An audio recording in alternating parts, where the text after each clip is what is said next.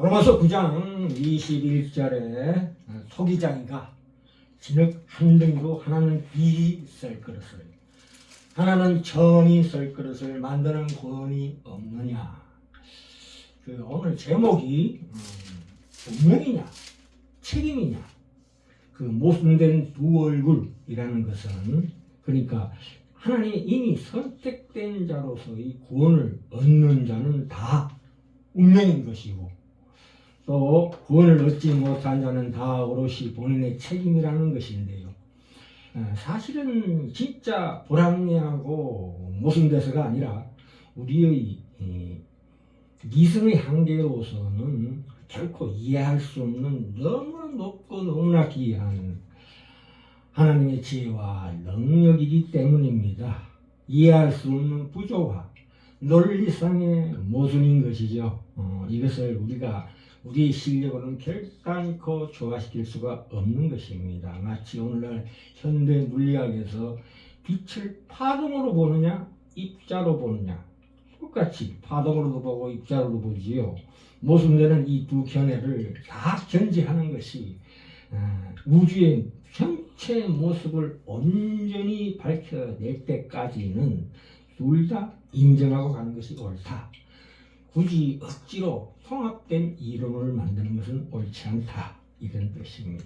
자, 오늘 본 말씀 로마서 9장 21절에 나오는 바와 같이 이걸 우리 읽을 때에 우리는 자꾸 하나님께서 어떤 사람은 귀하게 누구는 천하게 창조했다고 생각하는 것입니다. 그렇지 않습니다. 약한 자의 악함은 그가 선택한 것이 아니라 하나님이 그를 악하게 만들었다고 오해를 합니다. 그러나 창세기 1장에 보시면 하나님은 창조는 모두 우리 인간의 창조는 모두 하나님의 형상을 따라서 참으로 아름답고 의롭고 거룩하게 지음을 받아서 보심에 심히 좋았더라라고 말씀하신 것처럼 하나님이 인간을 악하게 만드신 지 결단코 없습니다. 물론 본질적 궁극적으로 아직은 생명나무이신 예수께서 오시기까지는 미완성이지만 말입니다. 인간이 우리 21절에 보시면 토기장의 얘기가 나오는데요. 이것은 창조에 대한 문제가 아닙니다. 진흙덩이죠. 진흙덩이. 이미 타락한 인간을 구원하느냐 마느냐의 문제인 것이 비유를 보시면 아시다시피 토기장이가 이 진흙을 어떻게 쓰느냐의 문제입니다. 다 같이 진흙으로 만들어지고 타락하여 하나님의 진노 아래 떨어진 중에서 누구에게는 은혜를 베풀어 구원을 주시고 누구는 놔둔 상태, 내버려 두신 상태라는 뜻입니다. 누구에게는 은혜를 베풀고 누구에게는 은혜를 베풀지 않은 문제이다. 이런 뜻입니다. 타락한 것 중에서. 그래서 내버려 두심이 있고 간섭하심이 있습니다. 이게 운명이고 이거는 자기의 책임입니다.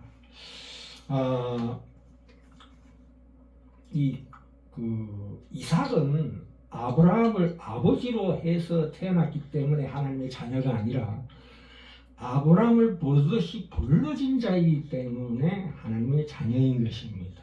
갈라디아서 3장 16절에 보시면 이 약속들은 아브라함과 그 자손에게 말씀하신 것인데 여럿을 가리켜 그 자손이라 하지 아니하시고 합니다. 육적인 자손을 얘기한 게 아니고 오직 하나를 가리켜 너의 자손이라 하였으니 곧 그리스도라. 우리도 마찬가지로 야곱을 불러낸 것처럼 이삭을 불러낸 것처럼 우리 하나하나를 불러내서 하나님의 자녀를 만드신 것입니다. 그래서 약속의 자녀죠. 우리가 어떻게 구원을 얻었느냐고 묻는다면 이유는 모릅니다. 하나님이 왜 나를 선택했는지 그 기준을 모르고 왜 하필 내게 구원을 베풀었는지 우리는 전혀 모릅니다. 그러나 불신자들이 왜 죄를 졌는지 우리는 압니다. 모든 죄인들은 타락한 본성으로 자기가 스스로 결정하여 죄를 짓는 법입니다. 모든 불신자가 구원을 얻지 못한 이유는 본인이 믿지 않을 탓입니다. 그러면 구원 얻은 사람은 자기가 믿은 탓입니까? 하나님이 은혜로 우리를 건져 주신 것입니다. 참 모순되죠.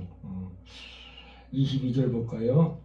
만일 하나님이 그 진노를 보이시고 그 능력을 알게 하고자 하사 멸하기로 준비된 진노의 그릇을 오래 참으심으로 관용하시고 라는 말씀이 나오는데요.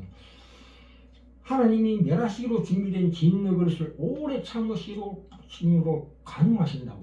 하나님이 그들을 미워하시는 것이 결코 아닙니다. 에스겔서 18장 23장에 보시면 내가 어찌 악인이 죽는 것을 조금인들 기뻐하랴.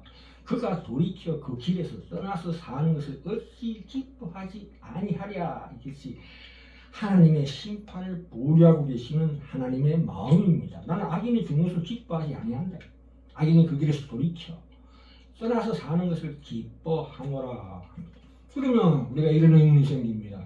그럼 모두에게 은혜를 베푸면 되지 않느냐? 모두를 구원하시면 될 것이 아니냐 이렇게 말하지만, 그러나 성경은 분명히 이렇게 말합니다. 하나님은 죄인의 죽음을 기뻐하지는 않으시나 모두를 구원하시는 것은 아니다. 그러나 하나님은 진노의 그릇조차도 오래오래 참으신다. 이단들이 그렇죠. 하나님 아버지를 엄격한 아버지로 묘사하고 예수 그리스도를 온화한 어머니로 묘사하는 경우인데 그거는 있을 수가 없는 얘기입니다. 그리고 센티멘탈하게 그렇게 바라보는 건 옳지 않습니다. 30절 볼까요? 믿음에서 난 의 나옵니다. 이방인들이 의를 얻었으니 곧 믿음으로 난 의요 의의 법을 쫓아간 이스라엘은 법에 이르지 못하였으니 어찌 그러하뇨. 이는 저희가 믿음에 의지하지 않고 행위에 의지합니다. 부딪힐 돌에 부딪혔다. 부딪힐 돌이 뭡니까? 구세주 예수 그리스도를 가리키고 있습니다. 이방인의 구원을 원하면서 분명히 하나님은 은혜라고 했습니다. 그러면 구원을 얻지 못한 자는 누구 탓입니까? 그것은 자기가 믿음에 의지하지 않고 행위에 의지했기 때문이라고 성경이 언급하고 있습니다. 근데 성경은 구원을 논할 때는 하나님의 은혜를 논하면서 구원의 실패에 관해서는 하나님의 은총을 베풀지 않았기 때문이 아니라 절대 아니다. 그것은 인간의 책임이라고 힘있게 증언하고 있습니다. 우리가 예수를 믿는 것은 우리가 택함을 받았기 때문이요. 우리가 택함을 받은 것을 아는 것은 예수를 우리가 믿었기 때문입니다. 자발적으로. 구원이 전적인 은혜로 말미암는다고 해서 반대로 승리되는 것은 아닙니다. 그러니까 구원을 얻지 못한 자를 하나님이 은총을 베풀지 않은 자라고는 설명하지 않습니다. 분명히 모든 믿지 않는 자들의 불신앙을 이끌어 하나님의 은혜를 베풀지 않아서가 아니라 그들이 복음을 거부해서라고 얘기하고 있습니다. 구원의 실패가 한 이야기에 있어서 성경은 그것이 하나님의 그에게 은총을 베풀지 않아서 그가 악한 자리로 폐역한 자리로 가게 되었다고 절대로 얘기하지 않습니다. 바로나 가룟 유다를 보십시오. 저들은 자기가 그 마음을 강팍해 한 것입니다. 우리가 보통 이 구원 문제에 있어서 대단히 오해하는 것은 하나님의 주권을 높이면 그 주권이 구원에서 역사한 것처럼 실패에 대해서도 책임져야 한다는 것이 인간의 자유의지를 설명하는 실패에 대한 책임과 함께 구원에 대하여도 그 권리를 주장해야 마땅하다고 생각하는 것입니다. 그것은 우리의 논리입니다. 성경은 구원에 관해서는 하나님이 주권을 얘기하고 있고 실패에 관해서는 인간의 책임을 묻습니다. 그것을 또 불합리하다고 얘기합니다. 그런데 선악과를 따먹은 것은 누구 책임입니까? 하나님께서 선악과를 따먹을 줄 아셨겠어요? 분명히 아셨죠.